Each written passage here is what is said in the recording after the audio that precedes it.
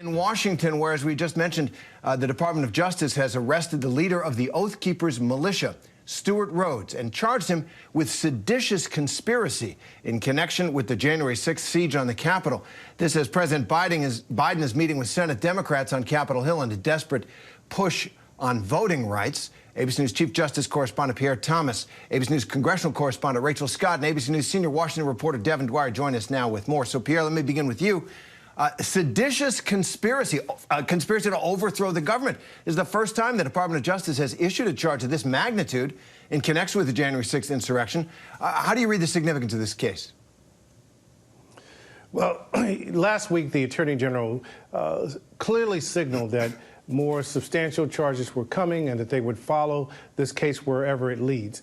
Sedition is an extremely rare prosecution charge that is used by the Justice Department, and they're trying to denote the seriousness of which the Capitol onslaught took place, namely that there were people, namely this militia, the Oath Keepers militia, and its senior leadership, that they were planning and preparing for an official disruption of the transfer of power from Trump to Biden, that was their goal, that they were planning to do this, that this was not a group of people showing up on January 6th and spontaneously, engaging in action with the crowd. No, that there was planning, resources, money spent, arms amassed, and that they were thinking about this. And there are certain quotes.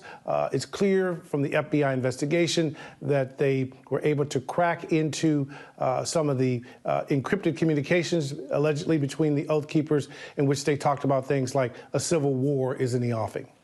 Well, that is very important, because this isn't an op-ed, it's an indictment by prosecutors who have gathered the evidence that they believe shows there was a conspiracy to stop the transfer of power and effectively overthrow the government. So what happens next, Pierre? Well, the leader of the Oath Keepers, its founders, was actually arrested today. We spoke to his attorney, who said he was actually on the phone with his client, and that the FBI essentially asked him to come out of the house with his hands up. He now faces indictment, a trial, and if convicted, a maximum sentence of at least 20 years in prison, maximum of 20 years in prison.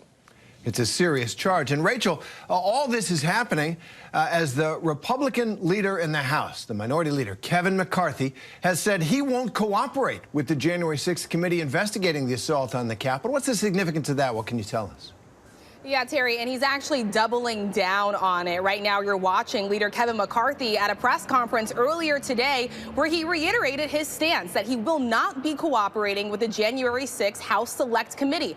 He is blasting this as partisan. He says that he will not comply. The big question now is, what are Democrats on this committee, and the two Republicans as well, going to do about it? Today, I asked House Speaker Nancy Pelosi what steps should be taken, whether or not subpoenas are on the table. She said she's deferring that to the committee. They say at this point they are actually considering it. But Pelosi told me today that she sees it as McCarthy's obligation to cooperate with this committee. We know that he spoke to Trump that day of the insurrection. We know that he spoke to him obviously thereafter. And the committee says that he has important information that he needs to turn over right away. And that standoff continues. And Rachel, today, another standoff. President Biden meeting with the Senate Democratic caucus. He's trying to push action on voting rights on Capitol Hill. He spoke to the press after the meeting.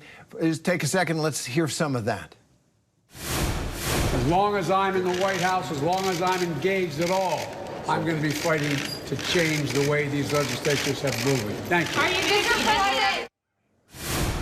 Well, there's fired up President Biden. He says he doesn't know if they can get this done, though. Did the meeting change anything? It does not look like it from the standpoint here on Capitol Hill. I talked to senators on my way over here ahead of this show saying, did anything change? Did Manchin, did Sinema change their position on the filibuster, that 60-vote threshold that would be needed to push through voting rights legislation? They have not. In fact, what was pretty remarkable about today is that Senator Kyrsten Sinema, just moments before the president arrived here on Capitol Hill, took to the Senate floor and she doubled down on her stance. She says that she does not support changing the filibuster whatsoever to try and pass voting rights legislation. That's sort of the nuclear option here that we keep talking about on Capitol Hill, primarily because Democrats just do not have the votes to get this passed. Under the current Senate rules, Democrats would need the support of at least 10 Republicans in order to get voting rights legislation passed. They don't have it. They don't have any support as it stands right now. When Republicans have blocked this 4 times over the last 8 months, the president admitting himself today he doesn't even know if it's going to get done, Terry. You know, that's remarkable that this was a high priority, he said, coming into his administration. Democrats are energized. There's a sense of urgency, even desperation, as Republican-controlled states pass laws, many of which make voting harder. Sounds like the bill is basically dead. So where does the White House go from here on this issue? And that is the question right now, because it seems like the White House, they have their hands tied at this point. So much of the conversation here on Capitol Hill has revolved around these 2 moderate Democratic senators, Joe Manchin and Kyrsten Sinema. We know that they have been roadblocks for the Democratic Party and the president when it comes to the president's economic, domestic agenda, Build Back Better. That's currently stalled. And now we are seeing it yet again. It's not just Sinema and Manchin, though, on this idea of changing the Senate rules. You also have a handful of other moderate Democrats, John Tester, Mark Kelly. They're up in the air and on the fence about this as well. They just do not have the support that they need in order to push this through.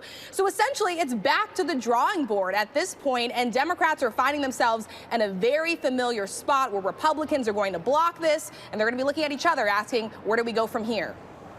And that is a good question for the president and Democrats. Pierre and Rachel, thanks very much. Hi, everyone. George Stephanopoulos here. Thanks for checking out the ABC News YouTube channel. If you'd like to get more videos, show highlights, and watch live event coverage, click on the right over here to subscribe to our channel. And don't forget to download the ABC News app for breaking news alerts. Thanks for watching.